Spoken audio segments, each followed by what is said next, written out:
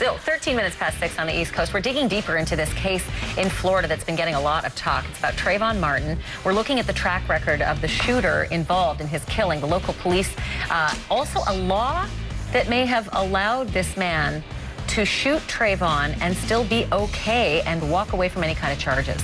So first a tornado now. A brand new witness is speaking out in the controversial shooting death of a Florida teenager named Trayvon Martin. Martin's girlfriend was on the phone with him on a cell phone just minutes before the actual shooting that killed him. That shooting by a neighborhood watch captain named George Zimmerman. Now, the girlfriend told ABC News that Zimmerman was following Martin, and she told him over the phone to run. He said he lost the man, and then the man come, and then Trayvon said the man still was following him. I like, boy, run. And Trayvon said he's not gonna run. Trayvon said he ain't gonna run like that. He was gonna walk fast.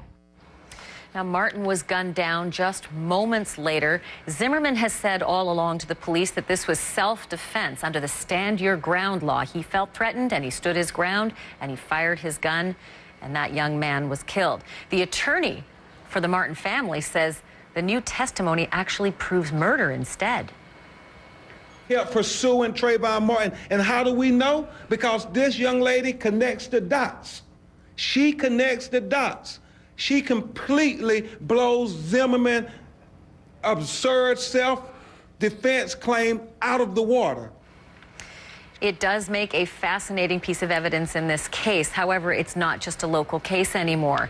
No, the FBI and the Justice Department have now suggested they are entering into the fray. They are investigating this as well, probably two-pronged at this point, Zoraida. Not only will they be looking at the local police to see how they handled all of this, but they're also going to be looking into the civil rights potential violations here as well. And not only that, the state attorney in this case says that this thing's going before a grand jury on April 10th. So a lot more people are going to be weighing in on this than just the local police who cleared Zimmerman and said he stood his ground. It's all within the law, and we don't have probable cause to arrest him. Well, how about these eyewitness accounts that were on Anderson Cooper last night? How does that weigh in? Because I believe that one of the women on there said that the police actually lied, that originally what they said she said was not what she said to them. It's a fascinating part of all of this because they actually say they saw Zimmerman on top of the young man. Straddling him, right? Straddling him, right. But here's the problem.